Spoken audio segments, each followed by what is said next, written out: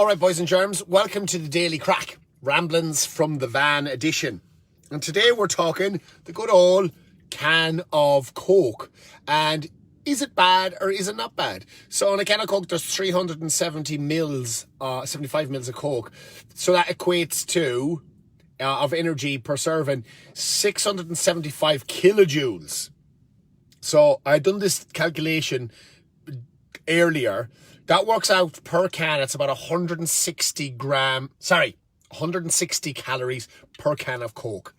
Now, Dave Birdie, if you're watching this video, is for you. People demonize stuff like this because, it's not good for them. It's full of sugar. It's this, that, and the other. And I'll definitely agree with that to a certain extent. Understand that, yes, this is a very highly sugary drink. And if you're consuming a lot of these, it's taking up your caloric target for the day. So if I'm going to have 2 of these a day, that's about 300 calories. If I'm having 4 of them a day, that's 600 calories.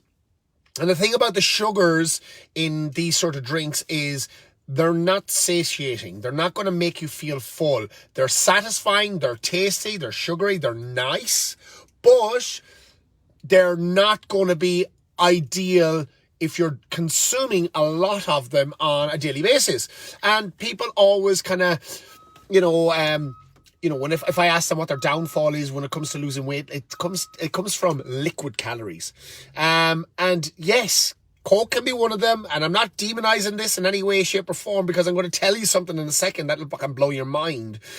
But from drinks, even having an almond latte, having 3 or 4 of those a day add up to quite a lot of calories. Most liquid calories slip under the radar unnoticed and can really add up at the end of a day. So that's why tracking calories is an important thing to do. Now, having a can of Coke or a coffee and a almond latte once or twice a day isn't going to break the bank, isn't going to be the end of the world, because fuck it, they are nice. Like, I like a can of fucking Coke every so often, just as much as the next person. But I know that I'm only going to have 1 today. Like, it's not a regular occurrence for me having a can of Coke. I'm working on a Saturday night, I like to get, after work, I like to get a kebab and a can. And I know because I've worked for about 6 or 7 hours fucking pretty straight without getting any sort of food inside me. So getting something like this in is okay if I haven't hit my calorie target for the day. So understand this. You do not have to remove the things you like. You may have to reduce some of them if you're consuming quite a bit. Because your diet is about having balance. It's about having a selection of different things, not just a whole heap of one thing. Listen, if I was only to eat broccoli all day long, am I getting a balanced diet there? Yeah, broccoli is considered healthy, but it's full of fibre. And this is what I always say about fibre. More fibre, more farts. You're going to be very fucking bloated all the time. You're not going to be feeling top of the pops. And where are you getting your proteins and where are you getting your fats? Yeah. Now, what does this contain? A lot of carbohydrate. That's for sure. It's a refined carbohydrates. It's like one of those carbohydrates that it'll give you fast acting energy if you really break it down to what we're talking about. Is it going to be a good, sustainable energy for a long period of time? Probably not.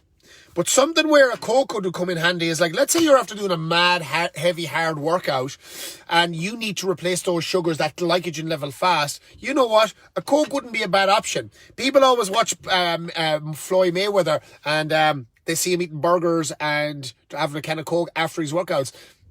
Maybe he's onto something. Maybe he knows that that's what his body requires.